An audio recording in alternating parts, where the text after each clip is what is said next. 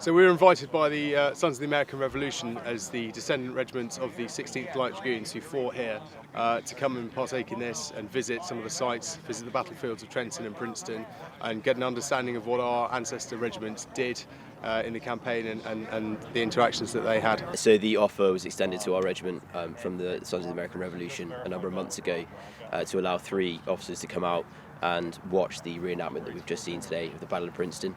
And it's due to our connection with this battle from our antecedent regiment, the 16th Light Dragoons, who we can trace our lineage back to, amongst others.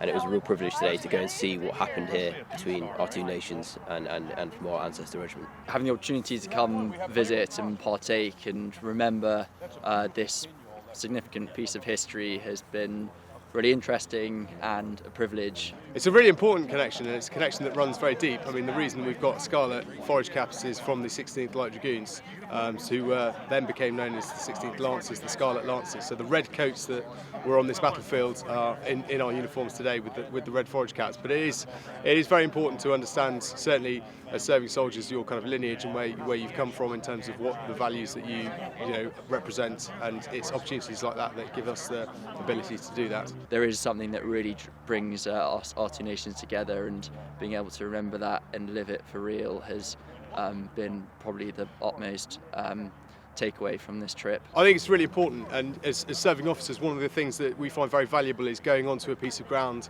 and seeing for yourself and standing where your forebears stood to understand but not only the tactical importance of the decisions that were made and how the battles panned out, but also to remember, we're very good at protecting grave sites, Commonwealth War Graves Commission and that sort of thing, but also there's a great importance to protect the actual site of the battle, because we forget that soldiers died there, and it's very important that that is remembered and not glossed over. Battlefield preservation here in the States has been really impressive to see, and I think arguably the most impressive thing we've seen today is this field before us here, and it's really, really important to us as serving Army officers, and should be important to people in the wider community as well, to remember the history, remember the places where these things happened and those people made those sacrifices, because that's what the foundations of your nation and even our nation are built on today.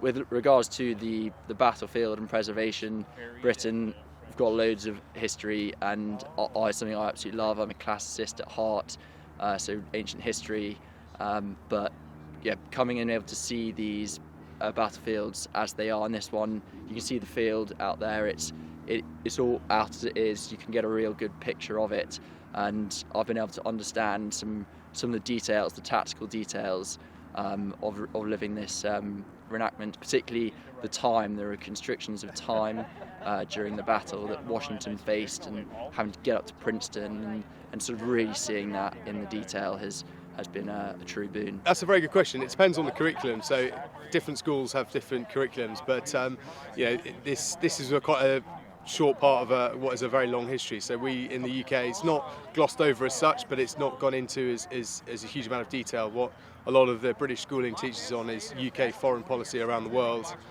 during this period, which there was a lot of other sort of interests in Europe and further afield. So the American Revolution is taught in British schools, but as part of a much larger sort of history that we have in the UK, stretching back thousands of years.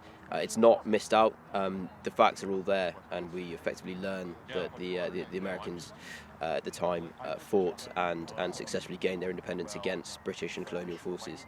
But the detail that we've gone into whilst we've been out here, and the amount that we've learned is something that's been truly eye-opening and a real pleasure.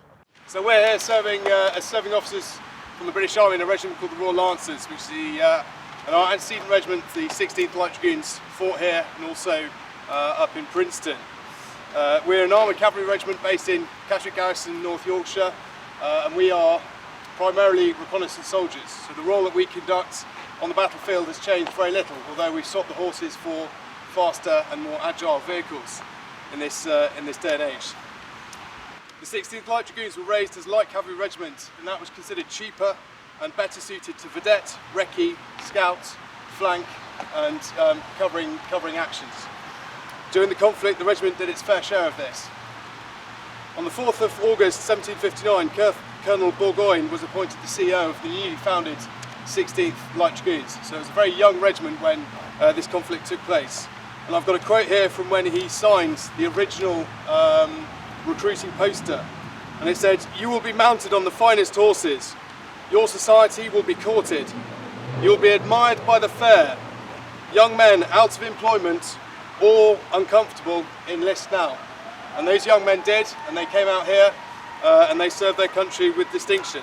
And I think it's probably a poignant note was that Washington's quote of victory or death is very similar to the current motto of the Royal Lancers, which is death or glory. And I think what those two quotes symbolise is the similarity between the two regiments shows that we've got a lot more similarities between our two nations than we have differences. And I think coming out here it's very important to remember those things. So on behalf of the Royal Lancers and the British Army, thank you very much.